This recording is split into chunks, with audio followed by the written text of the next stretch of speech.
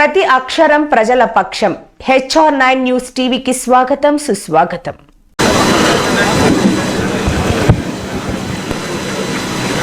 Media మిత్రులందరికీ TDP, Janasena, Bharatiya Janata party నుంచి మీకు హృదయపూర్వక ఆహ్వానం పలుకుతున్నాను. ఆలస్యమైనందుకు మనస్ఫూర్తిగా మన్నించాలి. చాలా గత కొన్ని సంవత్సరాలుగా ఈ మేనిఫెస్టో ప్రజల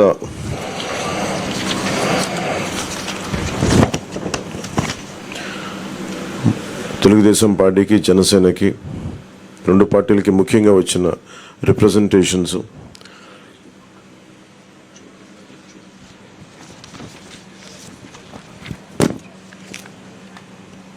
ముందుగా మేము మా ఉమ్మడి మేనిఫెస్టోని ఒకసారి చూపించి రిలీజ్ చేసిన తర్వాత మాట్లాడతాం.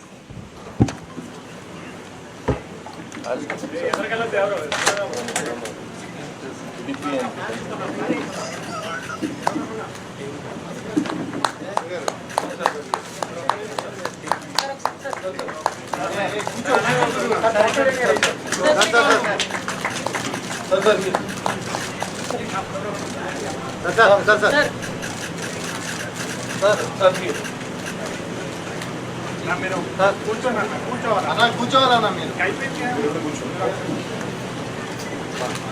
భాస్కర్ గారు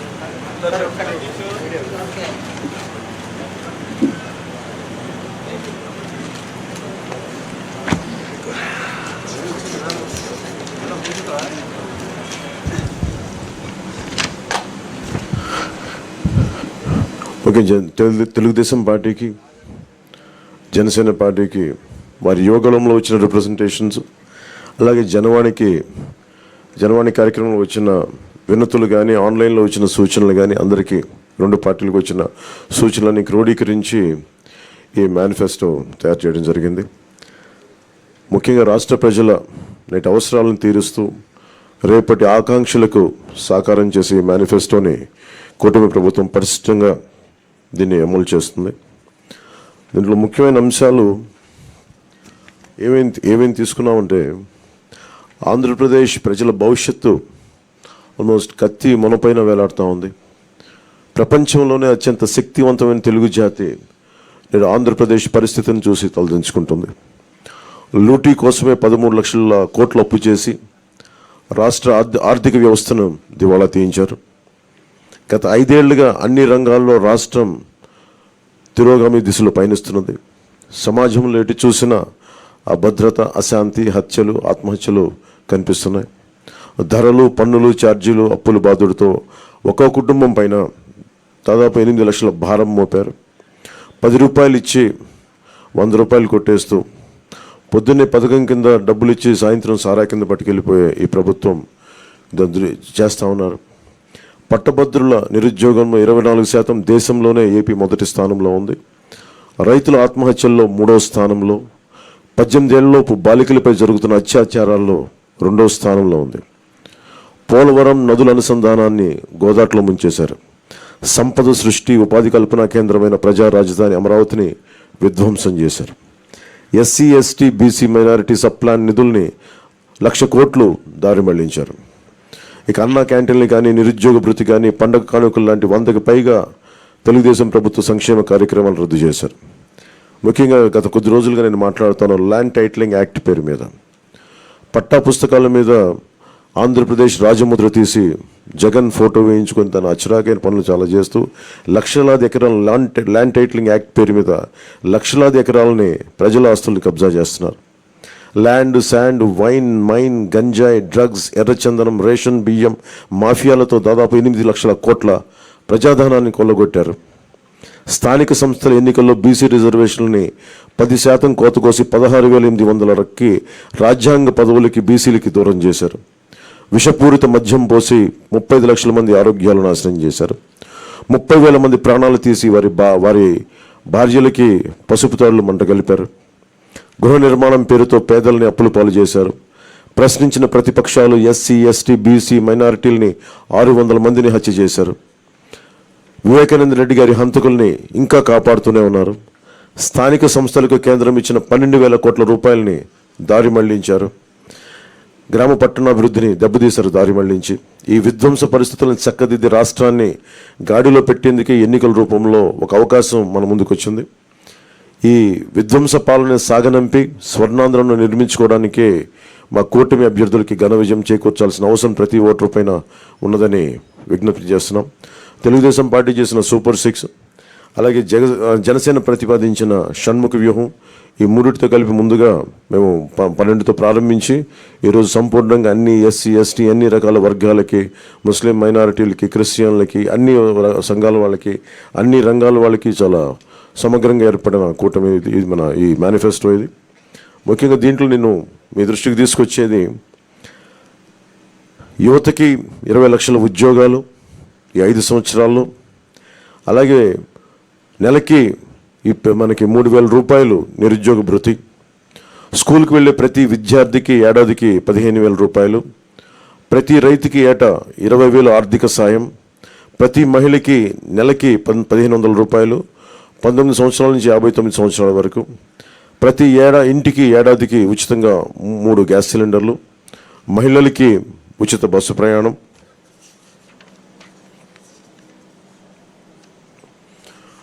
మత్స్యకారులకు సంబంధించి సముద్ర వేట విరామ సమయంలో మత్స్యకారులకు 20,000 రూపాయల ఆర్థిక సాయం, జీవో2 2017ని రద్దు చేస్తాం, బోట్ల మరమ్మతులకు కానీ ఆధునిక కమ్యూనికేషన్లకు కానీ ఆర్థిక సాయం అందిస్తాం.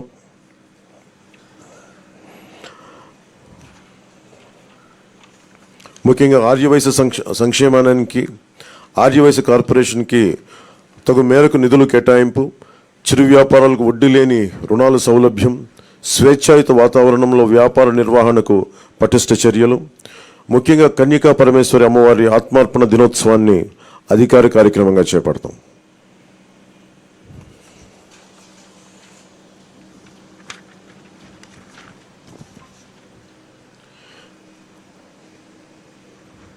ఆక్వా రంగానికి సంబంధించి అవసరం ఉన్న జిల్లాల్లో 5,000 టన్నులు నిల్వ సామర్థ్యం కలిగిన కోల్డ్ స్టోరేజ్లు, అన్ని జోన్లో ఉన్న వారికి విద్యుత్ యూనిట్కి గతంలోలాగే ₹50 సరఫరా చేస్తాం, ట్రాన్స్ఫార్మర్ల ధర తగ్గిస్తాం, ఏవియేటర్లపై సబ్సిడీ అందిస్తాం.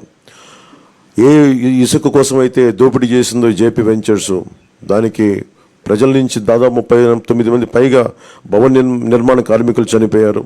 మేమందరం వారికి అండగా ఉన్నందుకు ఈ రోజున వారికి సామాన్యులకి ఇసుక అందుబాటులో ఉండే విధంగా సమగ్రమైన ఇసుక విధానం, అలాగే ముఖ్యంగా విద్యార్థులకు సంబంధించి ఎయిడెడ్ కాలేజీలు, ప్రైవేట్ పీజీ విద్యార్థులకి ఫీజు రీయింబర్స్మెంట్ పునరుద్ధరిస్తాం, కాలేజీలకి రుసుము చెల్లించి సర్టిఫికేట్లు విద్యార్థులకు చిక్కులు లేకుండా చేస్తాం.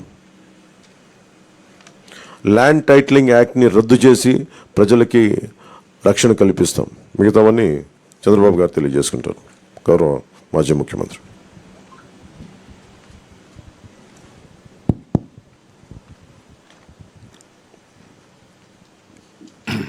గౌరవనీయులు కొద్దిగా వాళ్ళు గౌరవనీయులు పవన్ కళ్యాణ్ గారు, గౌరవనీయులు సిద్ధార్థరాజ్ సింగ్ గారు, పత్రికా విలేకరులకు అందరికీ నమస్కారాలు. ఇప్పుడే పవన్ కళ్యాణ్ గారు మీకు సూచనగా చెప్పడం జరిగింది. అయితే దీనిపైన చాలా తరో ఎక్సర్సైజ్ చేశాం. ఒక పక్కన తెలుగుదేశం పార్టీ, జనసేన ఇద్దరు కూడా కూర్చొని తరో ఎక్సర్సైజ్ చేసిన తర్వాత బీజేపీ సూచనలు కూడా కొంతవరకు తీసుకొని మేము ముందుకెళ్ళాం. ఎందుకంటే వాళ్ళు అక్కడ ఎన్డీఏ నేషనల్ స్థాయిలో మేనిఫెస్టో ఇచ్చారు, కానీ రాష్ట్ర స్థాయిలో ఎక్కడ కూడా మేనిఫెస్టోతో వాళ్ళు అసోసియేట్ కావడం లేదు. అయితే దీనికి పూర్తి సహకారం అందిస్తారనే ప్రగాఢ విశ్వాసం, అదే మరి నమ్మకం. అందుకే వారు కూడా వ్యక్తిగతంగా వచ్చి ఎండార్స్ చేయడానికి వారు ముందుకు వచ్చారు. కాబట్టి కేంద్ర సహకారం మెండుగా ఉంటుంది, పూర్తిగా ఉంటుంది. అదేవిధంగా ఈ యొక్క మేనిఫెస్టోను అమలు చేసే బాధ్యత జనసేన, తెలుగుదేశం 2 పార్టీలు తీసుకుంటాం. ఇక్కడికి వచ్చినప్పుడు పోయిన సంవత్సరమే మేము సూపర్ 6 తీసుకొచ్చాం. ఈ సూపర్ 6లో 6 మేము ప్రధానంగా పెట్టాం. అందులో కూడా మీరు చూస్తే యువత నిర్వీర్యం అయిపోయింది. నేను ఎన్నోసార్లు అన్ని పబ్లిక్ మీటింగ్ మేము ముగ్గురం కూడా అదే మాట్లాడుతూ వచ్చాం. 3 రాజకీయ పార్టీలు కలిశాం. మా కలయిక ప్రజలు గెలవాలి, రాష్ట్రం నిలదొక్కోవాలి, మళ్ళా ప్రజల జీవితాలకు వెలుగు రావాలి. దీని మీదనే 3 పార్టీలు కూడా ఒక మాటలో చెప్పాలంటే ఒక నేషనల్ పార్టీ, అధికారంలో ఉండే పార్టీ, ఇటీవల ప్రజల్లోకి ఎక్కువ తిరిగిన జనసేన, 40 సంవత్సరాలుగా ఉండే తెలుగుదేశం పార్టీ అందరం కూడా అడ్జస్ట్మెంట్ చేసుకుని ఈ రాష్ట్రాన్ని కాపాడుకోవాలి, మళ్ళీ తెలుగు జాతికి పూర్వ వైభవం రావాలనే ఏకైక ఆకాంక్షతో మేమందరం కలిసి ముందుకు వచ్చాం. అందుకనే సూపర్ 6 మీరు చూసినప్పుడు ఒక 6 పాయింట్లని యువతకు 20 లక్షల ఉద్యోగాలు, 3,000 రూపాయల నిరుద్యోగ భృతి. యువత నిర్వీర్యం అయిపోయింది. మళ్ళీ అలాంటి యువతకి కాన్ఫిడెన్స్ ఇవ్వాల్సిన అవసరం ఉంది ఉద్దేశంతో ఈ కార్యక్రమాన్ని తీసుకున్నాం. అదే మాదిరిగా భవిష్యత్ అంతా కూడా హ్యూమన్ రిసోర్స్ డెవలప్మెంట్ పైన ఆధారపడుతుంది. స్కూల్కి వెళ్ళే ప్రతి ఒక్క విద్యార్థికి 15,000 రూపాయలు తల్లికి వందనం కింద.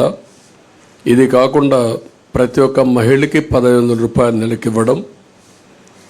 దీనివల్ల సంవత్సరానికి 18,000 వస్తుంది. 5 ఏళ్లలో 90,000 రూపాయలు ఈ ఒక్క కార్యక్రమం ద్వారా ప్రతి మహిళకు చేరే పరిస్థితి వస్తుంది. ప్రతి ఇంటికి ఏడాదికి 3 గ్యాస్ సిలిండర్లు. ధరలు పెరిగాయి. నిత్యావసర వస్తువుల ధరలు అయితే ఆకాశాన్నంటే పరిస్థితి వచ్చింది. పేదవాళ్ళు గ్యాస్ కూడా ఉపయోగించే పరిస్థితులు లేరు కాబట్టి దీన్ని ఇవ్వడం జరిగింది. ఉచిత ప్రయాణ సౌకర్యం. దీనివల్ల మొబిలిటీ మహిళల్లో ఎక్కువ ఉంటుంది. ఉద్యోగాలు చేయాలన్నా, వ్యాపారాలు చేయాలన్నా, బయట పోయి రావాలన్నా చాలా సులభంగా ఉంటుంది. అందుకే ఈ కార్యక్రమం తీసుకొచ్చాం. దీనికి తోడుగా షణ్ముగ వ్యూహం ఇది యాడ్ చేశాం.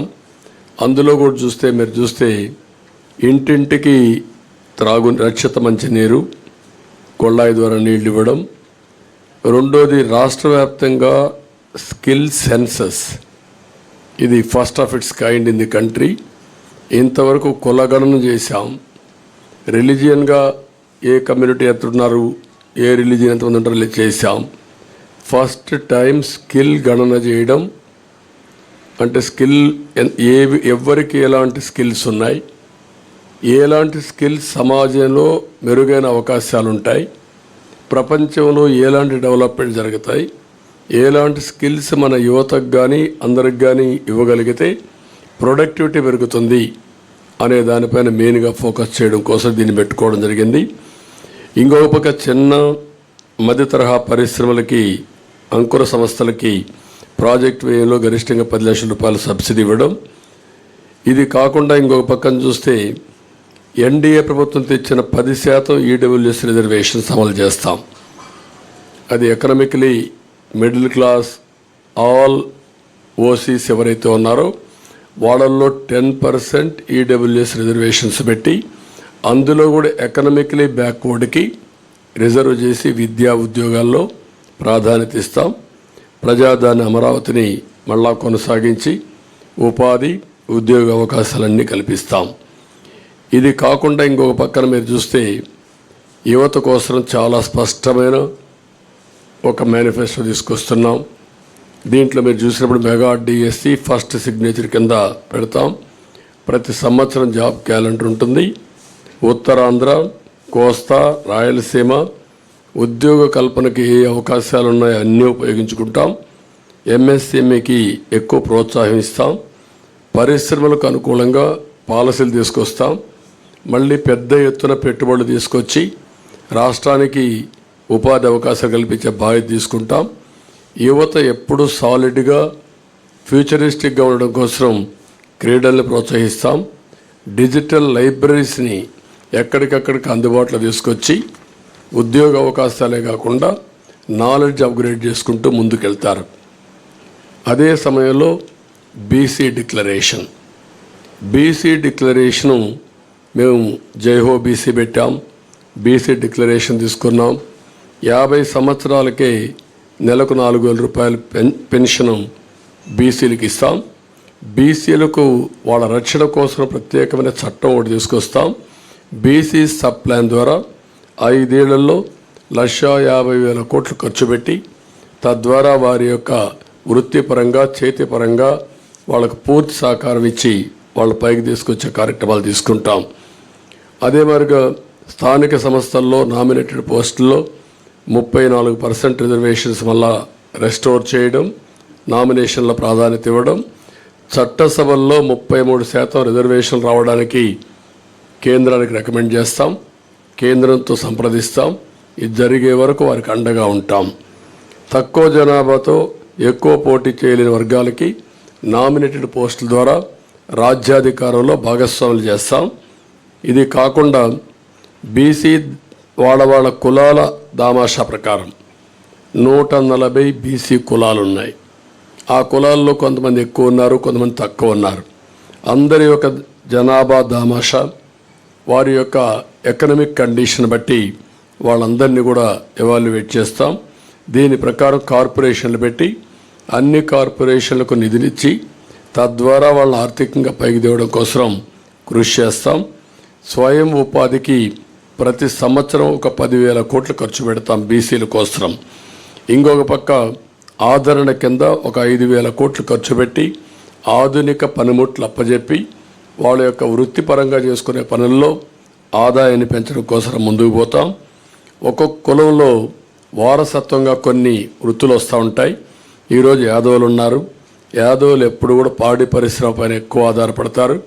అందుకే ఈసారి పాడి పరిశ్రమకు కూడా ఇన్సూరెన్స్ పెట్టి అన్ని ఆవులు కానీ గేదెలు కానీ వీటికన్నిటికి ఇన్సూరెన్స్ పెట్టి ఎక్కువ రుణాలు ఇచ్చి ఆధునీకరణలో వాళ్ళని కూడా ఇన్వాల్వ్ చేసి వాళ్ళు డెవలప్ చేస్తాం.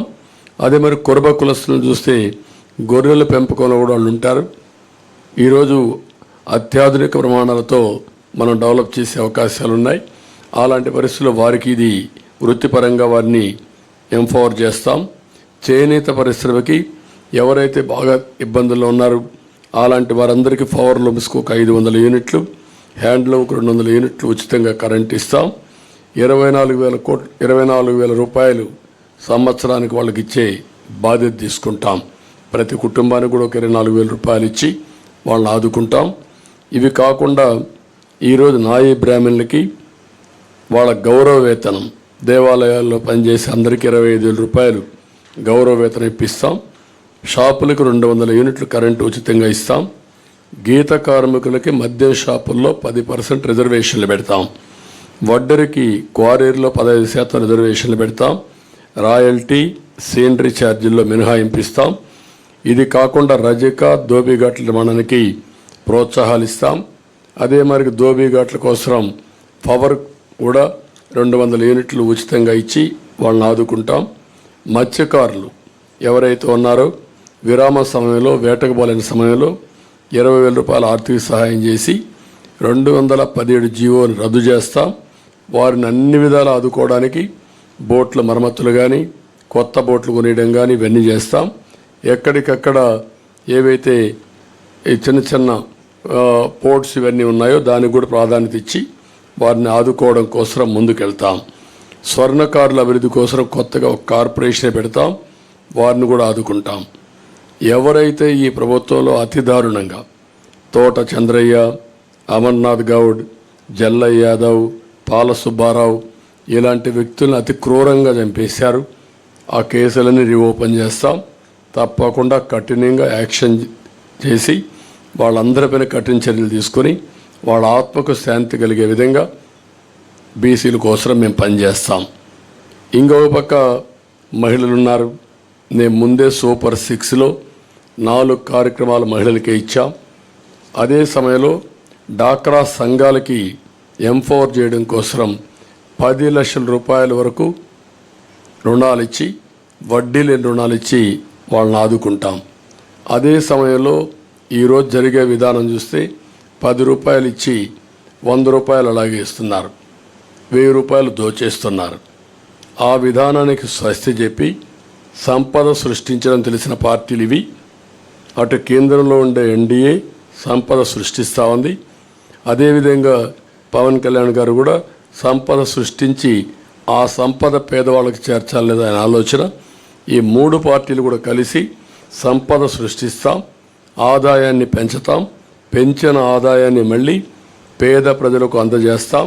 అదే సమయంలో హ్యాండ్ హోల్డింగ్ చేసి మనం ఇచ్చిన డబ్బులతో ఎక్కువ ఆదాయాన్ని సంపాదించుకునే మార్గం కూడా చూపిస్తాం. మా సిద్ధాంతం చేపనివ్వడమే కాదు, చేపలు పట్టేది కూడా నేర్పించాలని, దానికి కావలసినటువంటి స్కిల్స్ కానీ వసతులు కానీ ఏర్పాటు చేసి వారిని పైకి తేవాలనేది మా ఆలోచన. దానికోసమే ఈరోజు P4 ఉంది. చాలామంది గుర్తుపెట్టుకోవాలి. ఈరోజు ఎకనామిక్ రిఫార్మ్స్లో P3 అంటే పబ్లిక్ ప్రైవేట్ పార్ట్నర్షిప్తో రోడ్లు వచ్చాయి, ఎయిర్పోర్ట్లు వచ్చాయి, పోర్ట్లు వచ్చాయి, టెలికమ్యూనికేషన్ వచ్చింది, పవర్ వచ్చింది. దీనివల్ల సంపద వచ్చింది, పోటీ పెరిగింది, సమర్థత పెరిగింది. అదే సమయంలో ఈరోజు మా ఆలోచన భవిష్యత్తులో P4 అంటే పబ్లిక్ ప్రైవేట్ పీపుల్స్ పార్ట్నర్షిప్. ఈరోజు 10% పై బాగా ఆర్థికంగా పైకి వచ్చిన వాళ్ళు, కనీసం ఒక 20 మంది కిందన ఆర్థికంగా వెనుకబడిన వాళ్ళని పైకి తెచ్చే సామాజిక బాధ్యత తీసుకోవాల్సిన అవసరం ఉంది. ఇది జరగాలి. అందుకే ఏ పని చేసినా పేదవారి కోసం చేయాలనుకుంటున్నాం. దీనికి ప్రత్యేకమైన శ్రద్ధ పెట్టాం. పేదరిక నిర్మూలన అసాధ్యం కాదు. ఈ టెక్నాలజీ పెద్ద హ్యాండీగా ఉంది మనకు. నాలెడ్జ్ ఎకానమీ సాధ్యం. ఇది చేయడం కోసం అందుకే మేము తీసుకున్నది కూడా మీరు చూస్తే కాంప్రహెన్సివ్గా తీసుకున్నాం. ఇక్కడ కూడా మీరు గుర్తుపెట్టుకోవాల్సింది 2047 చాలామందికి అనుమానం ఉంది. ఎట్లా చేస్తారని చెప్పి మాట్లాడుతున్నారు మా క్రిటిక్స్ అందరూ. సంపద సృష్టించడం తెలిసిన పార్టీ తెలుగుదేశం పార్టీ. ఆ సంపద సృష్టి కూడా ఆటోమేటిక్గా ఏదైతే ఉందో ఒక ఎకో సిస్టమ్ క్రియేట్ చేస్తే డెస్ట్రాయ్ చేయకపోతే కంటిన్యూగా ముందుకు పోయే పరిస్థితి వస్తుంది. దానికి ఒక నిదర్శనం ఒక హైదరాబాద్, లేకుంటే ఐటీ రంగం, అలాంటివన్నీ చేసి ముందుకు వెళ్తాం. అదే సమయంలో అంగన్వాడీ కార్యకర్తలను ఆదుకుంటాం. ఉద్యోగాలు చేసే మహిళలకు హాస్టల్ వసతి ఏర్పాటు చేసి వాళ్ళకి రక్షణగా నిలబడతాం. ఇంకొక పక్కన కొంతమంది గర్ల్స్ మధ్యలో చదువు ఆపేసి మళ్ళీ వాళ్ళు కంటిన్యూ చేయాలి అనే ఆలోచన ఉంది. అలాంటి వారికి కళలకు రెక్కలనే పథకం కింద ఇంట్రెస్ట్ ఫ్రీ లోన్ ఎంతైనా కానీ ఇచ్చి వాళ్ళని పైకి తీసుకొచ్చే బాధ్యత, వాళ్ళు సెటిల్ అయిన తర్వాత ఆ డబ్బులు తిరిగి కట్టే బాధ్యత, అది కూడా వడ్డీ లేకుండా కట్టే బాధ్యత తీసుకొస్తాం. పండుగ కానుకలు, పెళ్లి కానుకలు నేను కొన్ని దీంట్లో పెట్టకపోయినా అన్న క్యాంటీన్ ఇవన్నీ కూడా పునరుద్ధరిస్తాం. మళ్ళీ పేదవాళ్ళకు అండగా ఉంటాం. ఈ ప్రభుత్వంలో ఉద్యోగస్తులు చాలా నష్టపోయారు. వ్యవస్థ చిన్నాభిన్నమైపోయింది. వ్యక్తులు కూడా ఆ ఉద్యోగాలను చేసే వాళ్ళందరూ వ్యవస్థలు డెస్ట్రాయ్ అయినాయి, వ్యవస్థలు నిర్వీర్యం అయిపోయినాయి. నిధులు లేకుండా ఒక పక్క, భయపెట్టే ఒక పక్క, అస్తవ్యస్తమైనటువంటి విధానాలు, వీటన్నిటిలో దెబ్బతిన్నారు. రెండోది వాళ్ళు కూడా చాలా నిరాశ నిస్పృహల మధ్యలో ఉన్నారు. ఒక మాటలో చెప్పాలంటే సమాజం మొత్తం దెబ్బతిన్నప్పటికీ ఉద్యోగస్తులైతే నిర్వీర్యమైపోయారు. వారి నమ్మకాన్ని కోల్పోయే పరిస్థితికి వచ్చారు. ప్రభుత్వంలో ఎప్పుడు ఉద్యోగస్తుల మొరేలు బాగుంటే వారే సంపద సృష్టించాలి, వారే సేవలు అందించాలి, వారి వల్ల కూడా ప్రగతి జరగాలి. మేము పాలిటీషియన్స్ పాలసీలు నిర్ణయిస్తాం, దాన్ని ఎగ్జిక్యూట్ చేసేది సమర్థవంతంగా ఉద్యోగస్తులు చేయాల్సిన అవసరం ఉంది. ఒక్క ఎగ్జాంపుల్ మీరు చూస్తే ఉపాధ్యాయులు ఎంత నిర్వీర్యమైపోయారంటే, ఒకప్పుడు మోస్ట్ రెస్పెక్టెడ్ కమ్యూనిటీ ఉపాధ్యాయుడు, తల్లి తండ్రి తర్వాత గురువు తర్వాత దైవం. అలాంటి ఉపాధ్యాయుడి నిస్సహాయ స్థితి, ఏం చెప్పుకోలేని పరిస్థితి. కడాన మద్యం షాపుల్లో కాపలాకు పెడితే అది కూడా నోరిప్పి చెప్పలేని పరిస్థితి. చెప్పితే కేసులు పెట్టడం. కనీసం వాళ్ళ రైట్స్ కోసం ఎప్పుడు కూడా ప్రజాస్వామ్యంలో ప్రజాస్వామ్య హక్కుల కోసం మాట్లాడే వ్యక్తులు ఇంటలెక్చువల్ కమ్యూనిటీ టీచర్స్. అలాంటి టీచర్స్ నోరిప్పలేని పరిస్థితి తీసుకొచ్చారు. ఇంకొక పక్కన మనం ఒకసారి చూస్తే వీళ్ళందరిలో పిఆర్సీ లేదు, ప్రావిడెంట్ పిఎఫ్ లేదు, సరెండర్ లీవులు లేవు, లేకపోతే టీఏలు లేవు, లేకపోతే ఏది కూడా లేకుండా 20,000 25,000 కోట్ల రూపాయలు బకాయిలు పెట్టి అడిగితే వాళ్ళ మీద కేసులు పెట్టడం, వాళ్ళ సంఘ నాయకులను అరెస్టులు చేయడం, కావాలని కేసులు పెట్టి ఏసీబీ కేసులు పెట్టి వేధించడం ఇది ఒక ఆనవాయితీగా అయిపోయింది. అందుకని మళ్ళా వాళ్ళ యొక్క ఆత్మ విశ్వాసాన్ని పెంచుతాం, ఆత్మ గౌరవాన్ని పెంచుతాం. ఆ విధంగా పీఆర్సీ ఇవ్వడం కానీ, పీఆర్సీ వచ్చే లోపల ఇంటీరియం రిలీఫ్ కూడా ఇస్తాం. ఇంటీరియం రిలీఫ్ ఇచ్చి వాళ్ళకి ఇవ్వాల్సిన డబ్బులు కూడా ఫేజ్డ్గా అవన్నీ కూడా క్లియర్ చేసి ప్రతి నెల జీతాలు వచ్చే పరిస్థితికి మళ్ళీ తీసుకొస్తాం. ఆర్థిక వ్యవస్థని మెరుగుపరుస్తాం. అదే మరిగా ఏదైతే సిపిఎస్ ఉందో ఆ సిపిఎస్ను కూడా సమీక్ష చేసి ఏ విధంగా దీన్ని చేస్తే పరిష్కార మార్గం సరైన మార్గం చూపించగలుగుతామో దానికి కూడా ఒక సమస్య పరిష్కారం కోసం కృషి చేస్తాం. ఇది కాకుండా తక్కువ జీతాలు ఉంది అవుట్సోర్సింగ్ కానీ, లేకపోతే అంగన్వాడీ కానీ, లేకపోతే మీకు పోలీసు వ్యవస్థల్లో ఉండే వీళ్ళందరికీ కానీ వాళ్ళందరినీ ఏ విధంగా చేయాలి అవన్నీ చేస్తాం. వాలంటీర్స్కి కూడా ఒక 10,000 రూపాయలు వేతనం పెంచుతాం. పాడి పరిశ్రమ స్వయం ఉపాధికి ఉపయోగపడుతుంది. దీన్ని కూడా పెద్ద ఎత్తున అభివృద్ధి చేస్తాం. ఇది కాకుండా కాపు సంక్షేమం కోసం ఒక 15,000 కోట్ల రూపాయలు ఖర్చు పెడతాం. ఇప్పుడు ఫస్ట్లో మీరు చూస్తే ఈబీసీ తీసుకొచ్చాం. ఈబీసీ తీసుకొచ్చినప్పుడు 10% ఈబీసీలకు రిజర్వేషన్ చేసే పరిస్థితి వస్తుంది. 10% అంటే ఉద్యోగాల్లో కాలేజ్ సీట్లలో 10% ఉంటుంది. అందులో కాపులు ఎక్కువ మంది ఓసీస్లో వెనుకబడిన వర్గాలు ఉంటే, ఆర్థికంగా వెనుకబడి ఉంటే వాళ్ళకి ఎక్కువ రిజర్వేషన్లు వస్తాయి.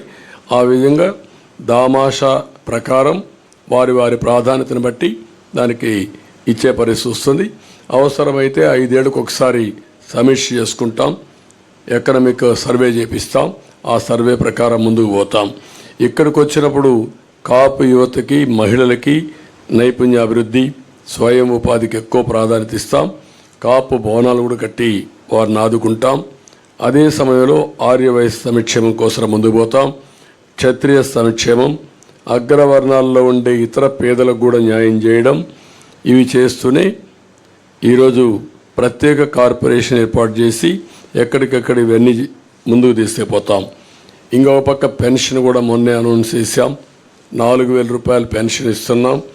అది కూడా ఏప్రిల్ నుంచి ఇస్తాం. పెంచిన పింఛను ఏప్రిల్ నుంచి ఇచ్చి, ఇంకొక పక్కన వికలాంగులకి, దివ్యాంగులకి 6,000 రూపాయలు ఇస్తాం. వైకల్పానికి పూర్తిగా అంటే 2 కాళ్ళు చేతులు లేకుండా అవస్థపడే వాళ్ళకి 15,000 రూపాయలు ఇస్తాం. కిడ్నీ, తలసేమియా వంటి దీర్ఘ వ్యాధులు ఉండే వాళ్ళకి 10,000 రూపాయలు పింఛన్ ఇస్తున్నాం. ఇది కాకుండా 2 సెంట్లు ఇంటి జాగా గ్రామీణ పట్టణ ప్రాంతాల్లో, గ్రామాల్లో 3 సెంట్లు ఇస్తాం. ఇవి కాకుండా మీరు ఒకసారి చూస్తే ఇప్పటికే మంజూరైన పట్టాలకు ఇళ్ళు కట్టిస్తాం. ఎవ్వరికి ఇంటి జాగాలు క్యాన్సిల్ చేయం. అదే సమయంలో అక్కడే ఇళ్ళు కట్టించే పరిస్థితి తీసుకొస్తాం. ఇళ్ళు లేని ప్రతి ఒక్కరి టిట్కో ఇళ్ళు ఇమీడియట్గా హ్యాండ్ ఓవర్ చేస్తాం. ఇవి కాకుండా అందరికీ ఇళ్ళు కట్టించే పరిస్థితి తీసుకొస్తాం. ఎస్సీ ఎస్టీ సంక్షేమానికి కట్టుబడి ఉన్నాం. జిల్లాల వారీగా వర్గీకరణ కూడా చేస్తాం. ఎస్సీ ఎస్టీలకు 50 సంవత్సరాలకే పింఛన్ ఇస్తాం. సప్లాన్ నిధులు వారి అభివృద్ధి కోసమే ఖర్చు పెడతాం. ఏజెన్సీలో ఆదివాసీ ఉపాధ్యాయులు నియామకం చేస్తాం. జీవో నెంబర్ 3 మళ్ళీ రివైవ్ చేస్తాం. ఎస్సీ ఎస్టీ సంక్షేమ పథకాలన్నీ తీసుకొచ్చి ఎస్సీలపైన దాడులు చేసిన వారందరిపైన కఠిన చర్యలు తీసుకొని వారిలో ఒక నమ్మకాన్ని క్రియేట్ చేస్తాం. ఎస్సీ ఎస్టీ బ్యాక్లాగ్ పోస్టులు కూడా పూర్తి చేస్తాం. ముస్లిం మైనారిటీ సంక్షేమం కోసం వాళ్ళకు కూడా 50 ఏళ్ళకే పింఛన్ ఇవ్వడం, ఈద్గాలు, కబరిస్తాన్లు ఇవన్నీ కూడా స్థలాలు కేటాయించడం, విజయవాడ సమీపంలో ఆజ్ హౌస్ కట్టడం, నూర్ బాసా కార్పొరేషన్కి ఏటా 100 కోట్ల రూపాయలు కేటాయించడం, మైనారిటీ ఫైనాన్స్ కార్పొరేషన్ ద్వారా 5 లక్షల వరకు వడ్డీ లేని రుణాలు ఇవ్వడం, ఇమాం మౌజంలకి 10,000 రూపాయలు, 10,000 5,000 గౌరవ వేతనాలు ఇవ్వడం, అర్హత ఉన్న ఇమాములకి ప్రభుత్వ కాజీలుగా నియమించడం, మసీదుల నిర్వహణకు ప్రతి నెల 5,000 రూపాయల ఆర్థిక సహాయం, ఆజ్ యాత్రకు పోయే ఒక్కొక్క ముస్లింకి 1,00,000 రూపాయల ఆర్థిక సహాయం చేయడం చేస్తాం. క్రిస్టియన్ సంక్షేమానికి కట్టుబడి ఉన్నాం. వారికి కూడా ఏమేమి ఉన్నవన్నీ చేస్తాం. అదే సమయంలో వ్యవసాయం 9 అవర్స్ అన్ఇంటరప్టెడ్ కరెంట్ ఇస్తాం. సోలార్ పంప్ సెట్స్ అన్నీ ఫ్రీగా పెట్టించి తద్వారా వాళ్ళు ఉత్పత్తి చేసుకున్న కరెంటు వాళ్ళు వాడుకుని మిగిలిన కరెంటు గ్రిడ్కి ఇచ్చే ఏర్పాటు చేస్తాం. అంటే ప్రతి ఒక్క పంప్ సెట్ వాళ్ళకు సోలార్ ఇస్తాం. సోలార్ ఇచ్చిన తర్వాత వాళ్ళు వాడుకోవచ్చు. వాడుకోగా మిగిలిన కరెంటు గ్రిడ్కి ఇస్తే డబ్బులు ఇచ్చే ఏర్పాటు చేస్తాం. కేంద్ర ప్రభుత్వం ఇచ్చినటువంటి రూఫ్ టాప్ సోలార్ ఎనర్జీ కూడా ఇంటిగ్రేట్ చేస్తాం. అక్కడ కూడా వాళ్ళ ఇండ్లకు వాడుకొని మిగిలిన కరెంట్ ఇవ్వచ్చు. ఒక్కొక్కసారి వాళ్ళకు అవసరమైతే మళ్ళా గ్రిడ్ నుంచి డ్రా చేసుకోవచ్చు. 2 విధాలుగా. అంటే ఒకసారి ఎండలున్నప్పుడే సోలార్ వస్తుంది, వర్షాలు వచ్చినప్పుడు రాలేకపోవచ్చు. అలాంటప్పుడు గ్రిడ్ నుంచి ఇస్తాం. అలాంటి వస్తువుని ఏర్పాటు చేసి ఏ ఊరికి ఆ ఊరు కరెంట్ ఉత్పత్తిలో డీసెంట్రలైజేషన్ ఆఫ్ పవర్ జనరేషన్కి ముందుకు పోతాం. అంటే ఒక్కొక్క ఊర్లో చేస్తాం. ఒక సబ్స్టేషన్ యూనిట్ తీసుకుంటాం.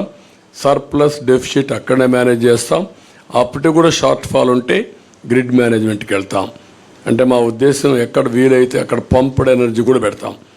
పంప్డ్ ఎనర్జీ పెట్టి ఎప్పుడైతే కరెంట్ రాని పీక్ టైంలో ఈ పంప్డ్ ఎనర్జీ ద్వారా పవర్ జనరేట్ చేసి ముందుకెళ్తాం. అదే సమయంలో ధరల స్థిరీకరణ నిధి ఏర్పాటు చేస్తాం. ఏవైతే సబ్సిడీ ద్వారా అన్నీ ఆపేశారు, వాళ్ళు ఇచ్చే 7,500 రూపాయలు తప్ప ఏది ఇవ్వడం లేదు. ఇప్పుడు దాన్ని మేము 20,000 రూపాయలు చేస్తున్నాం. ఇది కాకుండా మళ్ళీ ఏవైతే యంత్రాలు కానీ ఇవన్నీ కూడా ఏమేమి చేయాలో అవన్నీ చేస్తాం. కౌలు రైతులకు గుర్తింపు కార్డులు ఇస్తాం. ఇంకొక పక్క ప్రతి పార్లమెంట్లో 1,000 ఎకరాలు ఏవైతే ZBNF ఉందో సేంద్రియ వ్యవసాయం ఒక మోడల్ ఫార్మ్స్ తయారు చేస్తాం. దీన్ని ఇంకా బాగా విస్తరించి ఒక ఆదర్శంగా ముందుకు తీసుకెళ్తాం. ఎక్కడికక్కడ గిడ్డంగులు, కోల్డ్ స్టోరేజ్ ఇవన్నీ ఇంప్రూవ్ చేస్తాం. డ్రిప్ ఇరిగేషన్ 90% సబ్సిడీ ఇస్తాం. ఇది కాకుండా సెరికల్చర్ రైతులను ఆదుకుంటాం. అగ్రికల్చర్ మనం అక్వాకల్చర్ రైతులకు కూడా ఒక యూనిట్కి ₹50 కరెంట్ ఇస్తాం. ఇంకొక పక్క ల్యాండ్ టైటిలింగ్ యాక్ట్, ఇది nothing but Jagan land grabbing act. అతను ల్యాండ్ గ్రాబ్ చేయాలనుకుంటున్నాడు, అందుకే ఇలాంటి నల్ల చట్టాలు తీసుకొస్తున్నాడు. దీని పేరే జగన్ ల్యాండ్ గ్రాబింగ్ యాక్ట్. సొంతం కోసం పెట్టుకొని ఇలాంటి వ్యక్తులందరినీ ప్రోత్సహించి ప్రభుత్వ ఆస్తులపైన కత్తిపెట్టి బెదిరించి భయభ్రాంతులు చేసి ఎవరైనా మాట్లాడినా లేకపోతే వాళ్ళకు అవసరం ఉన్నా లాగేసుకునే పరిస్థితి వస్తారు. ఇప్పటికే ఈ రాష్ట్రంలో 40 ఏళ్ళు 50 ఏళ్ళు సంపాదించిన ఆస్తులు మెడ మీద కత్తిపెట్టి రాయించేసుకున్నారు. అది ఒక పోర్టు కావచ్చు, లేకపోతే ఇంకొక పక్క ఒక భూమి కావచ్చు, ఒక ఇండస్ట్రీ కావచ్చు, లేకపోతే ఒక క్వారీ కావచ్చు, ఒక మైనింగ్ కావచ్చు. ఏదైనా సరే మీరు చూస్తే మొత్తం రాగించుకున్నారు. ఎందుకు పోర్ట్లు చేతులు మారాయని అడుగుతున్నా, ఎందుకు సెజ్లు చేతులు మారాయని అడుగుతున్నా, ఎందుకు స్టూడియోస్ చేతులు మారాయని అడుగుతున్నా, ఎందుకు ఆస్తులు బలవంతంగా చేతులు మారాయని అడుగుతున్నా. There is no answer. ప్రతి ఒక్కరూ ఏ స్థాయికి వచ్చారంటే మా ప్రాణాలు ఉంటే చాలు, మేము బ్రతికితే చాలు, ప్రాణాలుంటే వేరే ప్రాంతాలకు పోయి 10 రూపాయలు సంపాదించుకుంటాం, ఇక్కడుండి మేము ప్రాణాలు పోగొట్టుకోలేమనే ఉద్దేశంతో సరెండర్ చేసేసారు.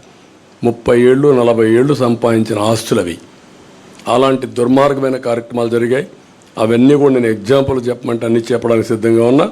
రేపు గవర్నమెంట్ వస్తానే ఒకటి కాదు ఎందుకు మారాయో నేను అడుగుతున్నా. కాకినాడ సెజ్ ఎందుకు మారింది, కాకినాడ పోర్ట్ ఏంటి, గంగవరం పోర్ట్ అన్నీ ఒకటి కాదు. మైనింగ్ ఈరోజు సిలికాన్ మైనింగ్ మన గూడూరు దగ్గర ఉన్నాయి. ఒక్క ఓనర్ ఉన్నాడు, ఒరిజినల్ ఓనర్. దాంట్లో రాష్ట్రంలో క్వారీస్ ఉన్నాయి, కనీసం చిన్న చిన్న క్వారీస్ కూడా మొత్తం లాగేశారు. ఒక్క క్వారీ ఎవరి దగ్గర లేదు. గ్రనైట్, గెలాక్సీ గ్రనైట్ ఎందుకు చేతులు మారాయి, ఎవడు తీసుకున్నాడు?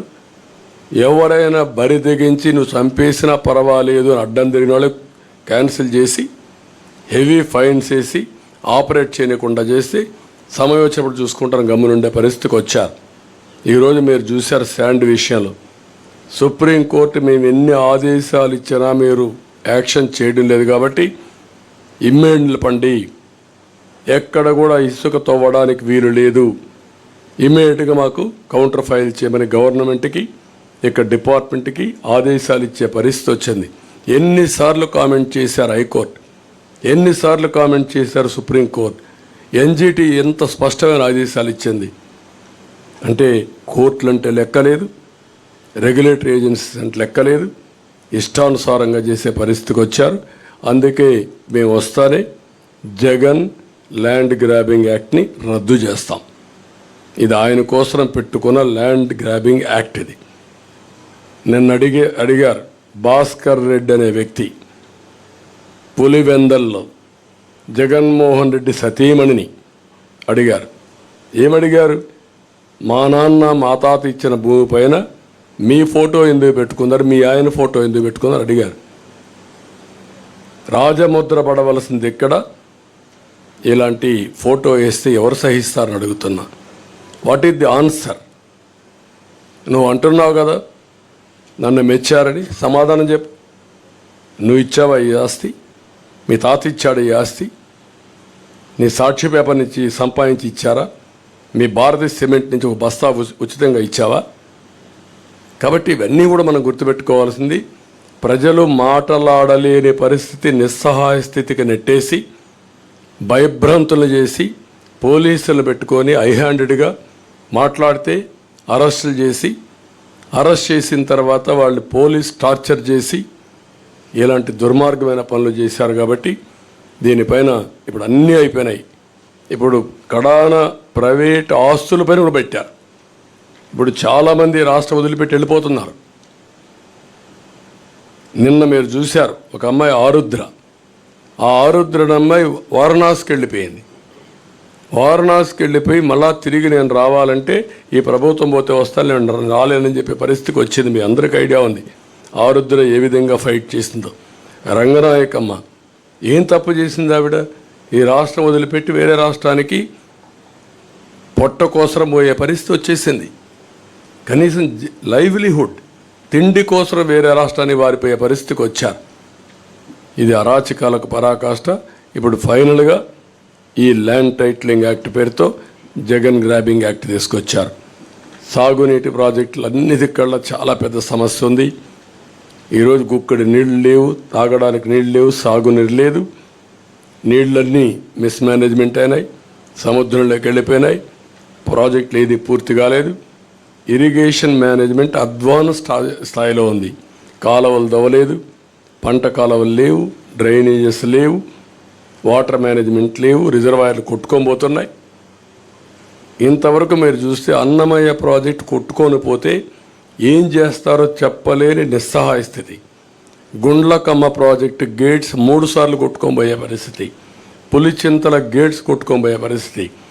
What is the reason? కనీసం మెయింటెనెన్స్ లేదు. ఇలాంటివన్నీ ఉన్నాయి. అన్ని ఇరిగేషన్ ప్రాజెక్ట్స్ పూర్తి చేస్తాం. పోలవరం గోదావరి అయిపోయింది, పోలవరం పూర్తి చేస్తాం, నదులు అనుసంధానం చేస్తాం.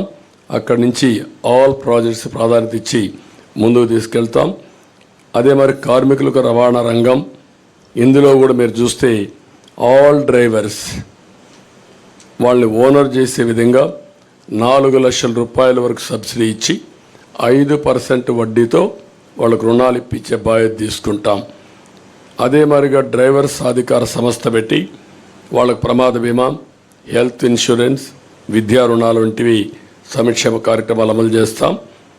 బ్యాడ్జీ కలిగిన ప్రతి ఆటో డ్రైవర్కి, ట్యాక్సీ డ్రైవర్కి, ఈవీ లైసెన్స్ కలిగిన ప్రతి లారీ టిప్పర్ డ్రైవర్కి 15,000 రూపాయలు సంవత్సరానికి ఆర్థిక సహాయం చేస్తాం ఆల్ డ్రైవర్స్కి.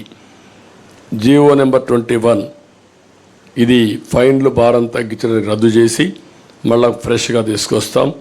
గ్రీన్ ట్యాక్స్ కూడా తగ్గిస్తాం. అసంఘటిత రంగ కార్మికుల కోసం చంద్రన్న బీమా మళ్ళా తీసుకొస్తాం. భవన నిర్మాణ బోర్డు పునరుద్ధరిస్తాం. ముఠా కార్మికుల సంక్షేమానికి ప్రత్యేకమైన బోర్డు కూడా తీసుకొస్తాం.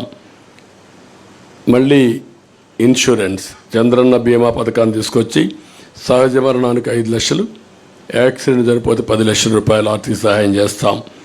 ఫస్ట్ టైం హెల్త్ ఇన్సూరెన్స్ తీసుకొస్తున్నాం. ప్రతి ఒక్క కుటుంబానికి 25 లక్షల రూపాయలు హెల్త్ ఇన్సూరెన్స్ చేస్తాం. 25 లక్షల రూపాయలు ఇన్సూరెన్స్ ఇప్పిస్తాం. ప్రతి ఒక్కరిది డిజిటల్ హెల్త్ కార్డ్స్ ఎస్టాబ్లిష్ చేస్తాం. ప్రతి ఒక్క మండలంలో జనరిక్ మెడికల్ షాప్ ఒకటి పెడతాం. అవి పెట్టినప్పుడు చాలా కాస్ట్ ఎఫెక్టివ్గా ఉంటుంది. అవి కూడా పెట్టి అందరికి అందుబాటులో పెడతాం. బీపీ, షుగర్ వంటి నాన్ కమ్యూనికబుల్ డిసీజెస్ ఉండే వాళ్ళందరికీ ఉచితంగా జనరిక్ మెడిసిన్స్ని సప్లై చేస్తాం. విద్యుత్ ఛార్జీలు నియంత్రణ చేస్తాం. మళ్ళా కట్టడి చేస్తాం. అవినీతి అరికడతాం. సమర్థత పెంచుతాం. ఇంకొక పక్క చెత్త పన్ను ఇలాంటివన్నీ కూడా రద్దు చేస్తాం. ఇంటి పన్నులు కూడా హేతుబద్ధత ఉండాలి. ఇవన్నీ కూడా ఎక్కడికక్కడ సమీక్ష చేస్తాం. పెట్రోల్, డీజిల్ కూడా ధరలు నియంత్రణ చేస్తాం. మద్యం ధరల్ని నియంత్రణ చేయడమే కాకుండా విషపూరిత బ్రాండ్లు ఏవైతే ఉన్నాయో అవన్నీ రద్దు చేసి సమగ్రమైన ఎంక్వైరీ చేసి తద్వారా వీళ్ళు చేసిన తప్పుడు పనులను ఎస్టాబ్లిష్ చేసి ఎవరైతే కల్ప్రిట్స్ ఉన్నారో వాళ్ళని పనిష్ చేసి మళ్ళీ ఈ రాష్ట్రంలో ఇలాంటి స్పూరియస్ లిక్కర్ లేకుండా చేసే బాధ్యత తీసుకుంటాం.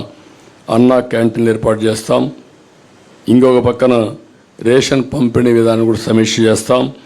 Fee reimbursement, aided colleges, private fee విద్యార్థులకు ఫీజు ఇప్పిస్తాం.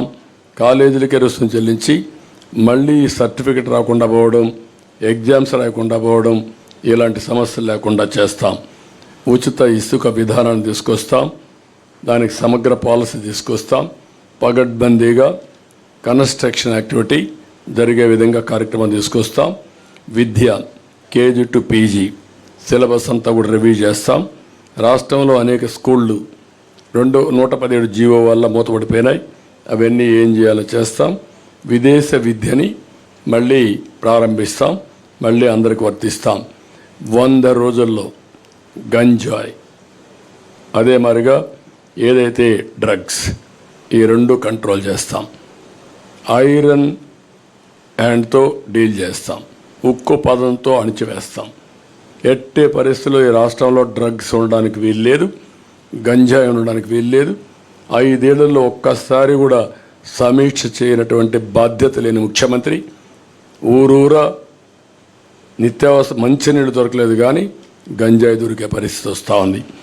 అదే సమయంలో ఆక్వాకల్చర్ని అభివృద్ధి చేస్తాం. సమగ్ర అభివృద్ధి, ఇవన్నీ జరగాలంటే సమగ్ర అభివృద్ధితో ముందుకు పోవాల్సిన అవసరం ఉంది. ఆ సమగ్ర అభివృద్ధి చేస్తాం. మౌలిక సదుపాయాలు కూడా పూర్తిగా డెవలప్ చేస్తాం. గ్రామాల దగ్గర నుంచి రోడ్ ఇన్ఫ్రాస్ట్రక్చర్ ఉన్నది బెస్ట్ ఇన్ఫ్రాస్ట్రక్చర్ తయారు చేస్తాం. గ్రామాల నుంచి మండల హెడ్ క్వార్టర్ కానీ, మండలాల నుంచి జిల్లాలకు కానీ, జిల్లాల నుంచి మార్కెట్ ప్లేసెస్కి కానీ, పోర్ట్స్కి కానీ బెస్ట్ ఇన్ఫ్రాస్ట్రక్చర్, అది కూడా రోడ్ ఇన్ఫ్రాస్ట్రక్చర్ డెవలప్ చేస్తాం. దీనికి ఒక ప్రత్యేకమైన పాలసీ తీసుకొస్తాం. వాటర్ కూడా ప్రతి ఒక్క ఇంటికి ఇచ్చడిగా కార్యక్రమం చేస్తాం. ప్రజా రాజధాని, ఈ రాజధానితోనే వెల్త్ క్రియేషన్ సాధ్యం. ఈ ప్రజా రాజధానిని మళ్ళీ పునరుద్ధరిస్తాం. పూర్వ వైభవం తీసుకొస్తాం. అదే సమయంలో ఇది ప్రజల రాజధాని కాకుండా ప్రతి ఒక్కరికి ఉద్యోగ కల్పన చేసే విధంగా ఉండేట్టుగా రాష్ట్రానికి ఆదాయం పెంచే కేంద్రంగా తయారు చేసే బాధ్యత తీసుకుంటాం. పారిశ్రామికరణ, తెలుగుదేశం, మేము ముగ్గురం కలిసి దీనికి పర్ఫెక్ట్గా తీసుకెళ్తాం. పర్యాటకానికి చాలా స్కోప్ ఉంది, ఉద్యోగాలు వస్తాయి. ఈ రాష్ట్రంలో అనువైన ప్రదేశాలు ఉన్నాయి. ఇవన్నీ కూడా ఎక్స్ప్లోర్ చేసి ముందుకు పోతాం. అన్నింటికంటే ముఖ్యంగా ఫుడ్ ప్రాసెసింగ్కి ఎక్కువ ప్రాధాన్యత ఇస్తాం. ఈరోజు ఒకప్పుడు షుగర్ ఫ్యాక్టరీస్ బాగుండేటివి, ఇప్పుడు షుగర్ ఫ్యాక్టరీస్కి ఆదరణ లేదు. కానీ ఆల్టర్నేటివ్ ఫుడ్ ప్రాసెసింగ్ వస్తున్నాయి.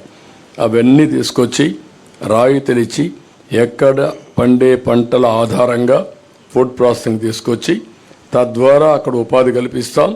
వాల్యూ అడిషన్ వస్తుంది. రైతులు కూడా గిట్టుబాటు ధర వస్తాయి. ఇది కాకుండా అతి ముఖ్యమైన విషయం దేవాలయాలు, బ్రాహ్మణుల సంక్షేమానికి కూడా మేము కట్టుబడి ఉన్నాం. ఇందులో మీరు చూస్తే హిందూ దేవాలయాలు, సత్రాల పరిరక్షణకు కూడా ఒక ఎండోమెంట్ బోర్డు ఏర్పాటు చేస్తాం. ముస్లిం ప్రాపర్టీస్కి ఎట్లయితే వర్క్ బోర్డ్స్ పెడుతున్నామో అక్కడ కూడా చాలా స్ట్రిక్ట్గా ఉంటాం. హిందూ ప్రాపర్టీస్ కూడా ఎవరంటే వాళ్ళు కబ్జా చేయడానికి వీల్లేదు. ఇవన్నీ తీసుకొస్తాం. అక్కడ కూడా మసీదులకు ఆర్థిక సహాయం కానీ ఇమాములకు ఇచ్చినట్టు ఇక్కడ కూడా మీరు ఒకసారి చూస్తే వార్షిక ఆదాయం 50,000 రూపాయలు ఉన్న ఆలయాల్లో పనిచేస్తున్న అర్చకులకి కనీస వేతనం 15,000 రూపాయలు పెంచుతున్నాం. ఇంకొక పక్కన 50,000 కంటే తక్కువ ఉంటే 10,000 రూపాయలు ఇవ్వాలని చెప్పి నిర్ణయించాం. వైదిక ఆగమ శాస్త్ర సంబంధాల విషయాల్లో ఆయా ఆలయాలే ఫైనల్. ఈరోజు చాలా వరకు ప్రార్థనాలయాల్లో కూడా ఇంటర్ఫేర్ అయ్యారు పాలకులు. ఇది చాలా దుర్మార్గమైన కార్యక్రమం. కడాల రాముడు తల నరికేస్తే మేము అక్కడికి పోతే మా మీద కేసులు పెట్టారు. ఇంతవరకు ఎవరా తల నరికేశారో చెప్పలేకపోయారు. అంటే దేవుణ్ణి కూడా కాపాడితే నేరం అయిపోయింది ఈ పాలనలో. అలాంటిది నా మీద పెట్టిన 24 కేసుల్లో 23 కేసుల్లో రాముడి తల తీసేసిన కేసు కూడా ఒకటి. అంటే ఎంత దుర్మార్గంగా ఎంత దారుణంగా పోతున్నారో మీరు గుర్తుపెట్టుకోవాల్సిన అవసరం ఉంది. వీళ్ళు ఇంకా మాట్లాడే నైతిక హక్కు ఏముందో నాకైతే అర్థం కావడం లేదు. అదే మరి ఇంకొక పక్క బ్రాహ్మిన్స్ అందరికీ ప్రతి ఒక్క ట్రస్ట్లో ఒక మెంబర్గా పెడుతున్నాం. ఎందుకంటే వాళ్ళ మీద ఒక విశ్వాసం ఉంది. వాళ్ళ దేవాలయాల పునరుద్ధరణ కానీ దేవాలయాల్లో దీపాలు పెట్టి నైవేద్యం ఇచ్చేసేది కాబట్టి వాళ్ళకి ఆ గౌరవం పెంచాల్సిన అవసరం ఉంది. ఇంక్లూడింగ్ తిరుమల తిరుపతి దేవస్థానంతో సహా ప్రతి ఒక్క బోర్డులో వాళ్ళని ఒక మెంబర్గా పెడతాం. వాళ్ళ సాంప్రదాయాలు అవన్నీ కూడా వాళ్ళు పాటించే పరిస్థితి వస్తుంది. ఇంకొక పక్కన తిరుపతి ఒంటిమిట్ట లాంటి పుణ్యక్షేత్రాలని అక్కడుండే అవన్నీ కూడా మన ఆగమ శాస్త్రాలు కావచ్చు, మన సాంప్రదాయాలు కావచ్చు, అవన్నీ కూడా కాపాడడం కోసం మళ్ళీ ఇవన్నీ ముందుకు తీసుకెళ్తాం. Brahmin corporation, Brahmin cooperative credit society కూడా బలోపేతం చేస్తాం. ఇంకొక పక్కన బ్రాహ్మిన్స్ అంతా అపరకర్మ చేసుకోవడానికి ప్రతి నియోజకవర్గంలో ఒక భవనం కావాలన్నారు, అవి కూడా కట్టిస్తాం. ఇవన్నీ చేసి బ్రాహ్మిన్స్ అంతా వేద విద్య అభ్యసించిన నిరుద్యోగులు కూడా ఉన్నారు, వాళ్ళకు కూడా ఒక 3,000 రూపాయల ఆర్థిక సహాయం చేస్తాం నిరుద్యోగ భృతి కింద. ఇవి కాకుండా ఇంకొక పక్క ఉత్తరాంధ్ర అభివృద్ధికి మేము కట్టుబడి ఉన్నాం. విశాఖపట్నం ఆర్థిక రాజధానిగా చేస్తాం. పెద్ద ఎత్తున ఇండస్ట్రీస్ తీసుకొస్తాం. అదే మాదిరిగా భావనపాడు, విశాఖపట్నం ఎయిర్పోర్ట్ ఇవన్నీ చేసి విశాఖపట్నానికి పూర్వ వైభవం తీసుకొస్తాం. లా అండ్ ఆర్డర్ కంట్రోల్ చేస్తాం. ఈ కబ్జాలు అరికడతాం. రాయలసీమని హార్టికల్చర్ హబ్గా చేస్తాం. ఇండస్ట్రీస్ తీసుకొస్తాం. చెన్నై, బెంగళూరు ఇండస్ట్రియల్ కారిడార్లో ఉండే ముఖ్యమైన నోడ్స్ అని డెవలప్ చేసి రాయలసీమ అభివృద్ధిని, రాయలసీమని ఆటోమొబైల్ హబ్గా తయారు చేస్తాం. ఇప్పటికే మీరు చూస్తే కియా మోటార్స్ వచ్చింది, హీరో మోటార్స్ వచ్చింది, అపోలో టైర్స్ వచ్చింది, ఇలాంటి చాలా వచ్చాయి. ఆ ఎకో సిస్టమ్ కంటిన్యూ చేస్తాం. పంచాయతీరాజ్ డిక్లరేషన్, ఇక్కడ పంచాయతీరాజ్కి అధికారాలు పోయినాయి, నిధులు లేవు, విధులు లేవు, అధికారాలు లేవు. సెంట్రల్ గవర్నమెంట్ ఇచ్చిన నిధులు కూడా డైవర్ట్ చేశారు. అవన్నీ కంట్రోల్ చేస్తాం, నియంత్రణ చేస్తాం. మళ్ళీ వాళ్ళకు పూర్తి అధికారాలు ఇచ్చి నిధులు, విధులు, అధికారాలు, ఆందోళన కూడా పెంచి వాళ్ళ గౌరవాన్ని పెంచుతాం. కడాన జర్నలిస్ట్కి కూడా నేను మొన్న అడిగాను. ఒకప్పుడు తెలుగుదేశంలో 2,500 మందికి అక్రిడిషన్ ఉంటే ఇప్పుడు 1000 పడిపోయినాయి. ఒక సాక్షి, TV9 లేకపోతే NTV వీళ్ళకి మాత్రం ఉన్నాయి. అది ఈరోజు ఈ రాష్ట్రంలో పరిస్థితి. మీడియా పైన నియంత్రణ, మీడియా పైన దౌర్జన్యం. అందుకే పూర్వ వైభవం తీసుకొస్తాం. అందరికి అక్రిడిషన్ ఇస్తాం. ఉచిత నివాసం మీరు ఉండడానికి హౌస్ సైట్స్ లేకుండా చాలామంది అవస్థపడుతున్నారు. అవి పేపర్ మీదనే ఉన్నాయి. మీ విషయం కూడా మొట్టమొదటిసారి మా ఎలక్షన్ మేనిఫెస్టోలో పెడుతున్నాం కాబట్టి ఇది కూడా మీకు శుభవార్త. ఇది కాకుండా న్యాయవాదుల కోసం కూడా ప్రభుత్వ స్టైఫండ్ కింద 10,000 రూపాయలు ఇస్తాం. జూనియర్ న్యాయవాదులకు ప్రత్యేకమైన ట్రైనింగ్ ఇచ్చి వాళ్ళకు కూడా ఒక అకాడమీ ఏర్పాటు చేస్తాం. ఇది కూడా మీకు వాళ్ళకు కూడా ఒక ఫండ్ ఒకటి క్రియేట్ చేస్తాం. అగ్రిగోల్డ్ ఆస్తులు అమ్మి వారిని కూడా ఆదుకుంటాం. ఫైనల్గా గుడ్ గవర్నెన్స్, సమర్థవంతమైన పాలనతోనే ఇది సాధ్యం. ఈ గుడ్ గవర్నెన్స్లో ఒక భాగం లా అండ్ ఆర్డర్. ఎక్కడ లా అండ్ ఆర్డర్ పటిష్టంగా ఉంటే అక్కడ పీస్ ఉంటుంది, ఎక్కడ పీస్ ఉంటే అక్కడ ప్రాస్పరిటీ ఉంటుంది. దానికి కూడా మేము కట్టుబడి ఉన్నాం. గట్టిగా నిర్ణయాలు చేసి లా అండ్ ఆర్డర్ మెయింటైన్ చేసి పటిష్టమైన యంత్రాంగాన్ని తయారు చేసి మళ్ళీ అనుకున్న ఇవన్నీ సాధిస్తా అని చెప్పి తెలియజేసుకుంటూ ఇప్పుడు ప్రజలందరినీ కోరుతున్నా, మేము చేయాల్సిన అన్ని ప్రయత్నాలు చేసి మీ ముందుకు వస్తున్నాం. ఇప్పటికే మీరు పూర్తి ఆదరణ చూపిస్తున్నారు. 3 పార్టీల అభ్యర్థుల్ని 25 పార్లమెంట్లు, 175 అసెంబ్లీ, 3 పార్టీ అభ్యర్థులు ఎక్కడుంటే అక్కడ ఓట్లేసి అందరినీ గెలిపించే బాధ్యత తీసుకోమని ఆశీర్వదించమని ప్రజలందరినీ కోరుతున్నాం.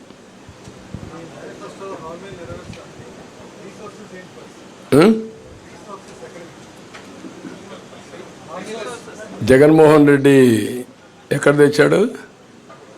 సాక్షిని తెచ్చాడా? భారతిని తెచ్చాడా? మీకు ఒకటి గుర్తుపెట్టుకోవాలి, క్లియర్గా 2019లో రిసోర్సెస్ ఉపయోగించడం సమర్థవంతంగా ఉపయోగించి వెల్త్ క్రియేట్ చేశాం. ఆ రోజు వచ్చిన ఇండస్ట్రీ కియా మోటార్స్ ఒక ఎగ్జాంపుల్ తీసుకోండి. 5 ఏళ్లలో గొల్లపల్లి రిజర్వాయర్ కట్టి కియా మోటార్ ఏర్పాటు చేసి ఫస్ట్ కారు నేనే మ్యానుఫ్యాక్చర్ అనేది తీసుకొచ్చాం. ఇప్పటికి 12 లక్షల కార్లు ఉత్పత్తి అయ్యింది, ప్రపంచం మొత్తం తిరుగుతున్నాయి. దానివల్ల లాభాలేంటి? 15,000 కోట్ల రూపాయలు పెట్టుబడులు పెట్టారు. దగ్గర 12,000 15,000 మంది పనిచేస్తారు డైరెక్ట్గా. దాని మీద ట్రక్ ఓనర్సు, ట్రక్ డ్రైవర్సు, అక్కడ ఉండే అకామిడేషను అన్నీ కలుపుకుంటే ఒక 30,000 కుటుంబాలు బాగుపడ్డాయి. దీనివల్ల ప్రభుత్వానికి ఆదాయం వస్తూ ఉంది, ట్యాక్సెస్ ద్వారా 1000 కోట్లనే వస్తుంది. ఆ డబ్బులతో మనం సంక్షేమ కార్యక్రమాలు ఇస్తున్నాం. మీరు ఒక్క ఎగ్జాంపుల్ చెప్పండి, ఈ 5 ఏళ్లలో ఒక్క పరిశ్రమ వచ్చిందా? ఒక్క డెవలప్మెంట్ జరిగిందా? ఆదాయం ఎక్కడి నుంచి వస్తుంది? అందుకే బిగినింగ్లో వచ్చిన ఆదాయం 5 ఏళ్లకు ఎత్తిపోయే పరిస్థితికి వచ్చింది. ఇప్పుడు అప్పులు చేశారు. ఇప్పుడు ఏమంటున్నాడు? నేనేమీ చేయలేనని చేతులెత్తేసే పరిస్థితికి వచ్చాడు. ఎందుకు చేతులెత్తేసాడు? Reason is very simple. ఇప్పుడు ఏమీ చెయ్యలేమనే పరిస్థితికి వచ్చేసాడు. అంటే ఎప్పుడు కూడా మీ ఖర్చులు మీ ఆదాయాన్ని రెండు ఉంటాయి, అప్పులు కూడా ఉంటాయి. అప్పులు తెచ్చిన తర్వాత ఎగ్జాస్ట్ అయిపోయారు. నీకు అప్పిచ్చేవాళ్ళు లేడు. ఇప్పుడు అప్పిచ్చేవాళ్ళు లేరు, ఆదాయం వచ్చే మార్గాలు లేవు. ఆదాయ మార్గాలు మొత్తం క్లోజ్ చేసేసాం. అప్పులు ఇచ్చేవాళ్ళు చేతులెత్తే పరిస్థితికి వచ్చారు. ఇప్పుడు మిమ్మల్ని జప్తు చేసే పరిస్థితికి వచ్చారు. చేతులెత్తడం కాదు, జప్తు చేసే పరిస్థితికి వచ్చారు. ఒక్క అమరావతి ఒక ఎగ్జాంపుల్. 2,70,000 కోట్ల రూపాయలు ఆయన బటన్ నొక్కారంటున్నాడు. ఒక్క అమరావతిలో 3 లక్షల కోట్ల రూపాయలు యాజ్ ఆన్ టుడే ప్రజల ఆస్తి ఆవిరైపోయింది. వై? మీరేమీ చేసి ఉండక్కర్లేదు. యాజ్ ఇట్ ఈజ్ అమరావతిని వదిలిపెట్టుంటే 3 లక్షల కోట్లు వచ్చేది. దీనికి వ్యతిరేకంగా మీరేం చేశారు? 13 లక్షల కోట్లు అప్పు చేశారు. దానికి వడ్డీ కట్టాలి. అస్తవ్యస్త ఆర్థిక విధానాల వల్ల, విధ్వంసం వల్ల ఈ రాష్ట్రం సర్వనాశనం అయింది. ఆ మాట చెప్తున్నాం. ఎవరైతే మీరు అడిగే క్వశ్చన్కి 94, 95లో జీతాలు ఇవ్వలేని పరిస్థితి హైదరాబాద్లో. గుర్తుపెట్టుకోండి, 3 నెలలకు ఒకసారి జీతాలు ఇచ్చాను. తర్వాత అక్కడి నుంచి నిర్ణయాలు చేశాం. 2004కు మిగుల బడ్జెట్, మిగుల కరెంటు సంపాదించాం. ఏం చేసామని ఆలోచిస్తే సంస్కరణలు తీసుకొచ్చాం, సంపద సృష్టించాం, ఆదాయాన్ని పెంచాం. ఆ మాటే చెప్పాం. మేము ఆదాయం పెంచే మార్గాలు మాకు తెలుసు, మళ్ళీ అభివృద్ధి చేసే మార్గాలు మాకు తెలుసు. అది చేయకుండా ఒట్టి మాటలతో, అది కాకుండా మాకు ఒక బ్రాండ్ ఉంది, కమిట్మెంట్ ఉంది 3 పార్టీలకి. ఈరోజు దేశంలో నేను అడుగుతున్నా, ఇదే స్పీడ్లో పోతే నేను కూడా చెప్పాను, ఈయనకి డ్రైవింగే రాదు, పరిపాలన చేత కాదు. సరే బస్సు ఎక్కిచ్చారు అందరూ కలిసి, డ్రైవర్ సీట్లో కూర్చొని పెట్టాం. వాడు రివర్స్లో పోతానంటున్నాడు. డ్రైవింగ్ రాని వాడు రివర్స్ దొలితే ఏమవుతుందండి? అదే చేశాడు ఈ రాష్ట్రాన్ని. రివర్స్ టెండరింగ్ ఏంటి? బుద్ధుండేవాడు ఏమైనా చేస్తాడు రివర్స్ టెండరింగ్? మాట్లాడడానికి ఏమైనా ఉందా మీకు? మీరు రాసిన కొంతమంది ఉంది, బ్లూ మీడియా ఉందనుకో, వాళ్ళకి ఆనందం. వాళ్ళు ఏ ముంచేసినా పర్వాలేదు, వీళ్ళు ఇక్కడ ఉన్న కూడా ఉండరు. అలాంటి కమిట్మెంట్ లేని రాజకీయాలతో ఈ రాష్ట్రం నాశనం అయింది. ఈరోజు నేను ఒక ఎగ్జాంపుల్ చెప్పాను మీకు, సింపుల్ అండి. మీరంతా ఇంటలెక్చువల్స్. బైఫర్కేషన్ సమయంలో మనకు తెలంగాణకు పర్ క్యాపిటల్ ఇన్కమ్ వ్యత్యాసం 35,000. నేను 5 ఏళ్ళలో కష్టపడి 27,000కి తగ్గించాను. అక్కడ జనాభా తక్కువ, ఆదాయం ఎక్కువ. ఇక్కడ జనాభా ఎక్కువ, ఆదాయం తక్కువ. పర్ క్యాపిటల్ పెంచాలంటే చాలా ఎఫర్ట్స్ ఉంటాయి. ఇప్పుడు ఎంత అయింది? అది 27,000 45,000 అయింది. Can you imagine? నీకు ఆదాయం ఎట్టొస్తుంది? ఇక ఆదాయమే లేకపోతే నీకు ప్రభుత్వానికి ఆదాయం ఎక్కడి నుంచి వస్తుంది? ఎవడు ఖర్చు పెడతాడు? కొనుగోలు శక్తి ఎక్కడికి వచ్చింది? This is where I'm saying. ఓకేమ్మా, మీరు బయలుదేరండి. ఒక్క నిమిషం కన్క్లూడ్ చేద్దాం. మాకిద్దరికి కూడా ప్రోగ్రాంలు ఉన్నాయి. ఆయన ఇప్పుడు పోలవరం వెళ్ళాలి, ఆయన తొందరగా, నేను కూడా పిఠాపురం వెళ్ళాలి, ఇది దెందులూరు వెళ్ళాలి, తెనాలి రావాలి. బ్రీఫ్గా అడిగేయండి ఒక క్వశ్చన్, ఏదైనా చెప్తాను. తప్పులేదు, ఎందుకంటే వాళ్ళు ఒక సిద్ధాంతపరంగా నేషనల్ లెవెల్లో ఎన్డీఏ ఉంటుంది. ఎన్డీఏ మేనిఫెస్టో ఇచ్చారు. ఏ రాష్ట్రంలో కూడా వాళ్ళు మేనిఫెస్టోలు ఇన్వాల్వ్ కావడం లేదు. సంఘీభావం తెలియజేస్తారు. ఆ మాట వారు కూడా చెప్తా వినండి. Sir, BJP has given any assurance if they come into power, they will support Andhra Pradesh under leadership. Will they give a special status implementation? I think my support here from the BJP on the release of TDP and Jan Sena is in itself a message that this alliance is going to deliver for the people, aspiration of the people of Andhra Pradesh and the national aspiration at the national level. So, double engine Sarkar will work here once the results are out on the 4th June, and you will see how we work together. How many Lok Sabha seats you are expecting from Andhra Pradesh? Sir, we have already said there is a 400 par, 400 plus. Andhra will contribute the maximum percentage which comes from any other states. What are the BJP assurances to Andhra Pradesh, specifically on this occasion of manifesto? My sitting here is in itself a support, sir. It is a Janasena and TDP manifesto. I am asking about you. Sir, this is my manifesto is a national. Don't get confused. I'm a national party. We released a national manifesto. There was no other party, regional party with us. We released it. It's a TDP and Jan Sena alliance and BJP alliance is there, but they have released their manifesto. And BJP is sitting in support. What more do you want?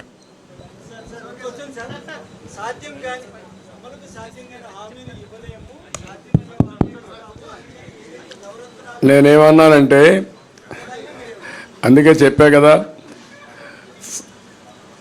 మేము సంపాదించే ట్యాంకులో నీళ్లు పెట్టాం, చెరువులో నీళ్లు పెట్టాం. ఆ నుంచి కాలువలో నీళ్లు తీసుకుపోయాడు. చెరువులో నీళ్లు అయిపోయినాయి ఇప్పుడు. అందుకే చేతులు ఎత్తేసాడు. మొన్నే యాక్సెప్ట్ చేశాడు. అతను ఫలితాలకు ముందే రాజీనామా చేసేసాడు. అస్త్ర సన్యాసం చేశాడు. అయిపోయింది. ఇంక దానికంటే ఏం కావాలి నీకు? ప్రజలు ఏం కోరుకుంటున్నారు? భవిష్యత్తు కోరుకుంటున్నారు, ఫ్యూచర్ కోరుకుంటున్నారు, ఆశాజనకంగా ఉండాలని కోరుకుంటారు. అలాంటిది ఏమీ చేయలేని చేతులెత్తేసిన తర్వాత 5 ఏళ్ల తర్వాత వ్యత్యాసం ఏముంది? ఏమి లేదు కదా. 5 ఏళ్లకు ముందు మేము అమ్మఒడి ఇచ్చా, ఇప్పుడు అమ్మఒడి ఇస్తా. 5 ఏళ్లకు ముందు నాన్నబుడ్డి పెట్టా, ఇప్పుడు నాన్నబుడ్డి ఉంటుంది. అంతే కదా. మరి ఎప్పుడు కూడా గుర్తుపెట్టుకోవాల్సింది aspirational India. What Modi ji is talking, 2047 Viksit Bharat. India will be number 1, Indians will be number 1. పేదరికం లేని దేశంగా ఉండాలనేది ప్రగాఢమైన నమ్మకం మాకు. అందుకే నా కోరిక ఏంటి, 2047కి ఆయన వికసిత్ భారత్ చేస్తే వికసిత్ ఆంధ్రప్రదేశ్ ఉండాలి, తెలుగు భారత్. అదే సమయంలో తెలుగు వాళ్ళు నెంబర్ 1గా ఉండాలి. ఒక ఆంధ్రప్రదేశ్లో కాదు, ప్రపంచంలోనే తెలుగు వాళ్ళు నెంబర్ 1గా ఉండాలి. నా కోరిక, మోడీ గారి కోరిక, ఇండియన్స్ నెంబర్ 1గా ఉండాలి. ఈ రెండు కూడా ఒకటి ఐడియాలజీ. జగన్మోహన్ రెడ్డి కోరిక నార్త్ కొరియా చేయాలని, అదే ఆయన కోరిక.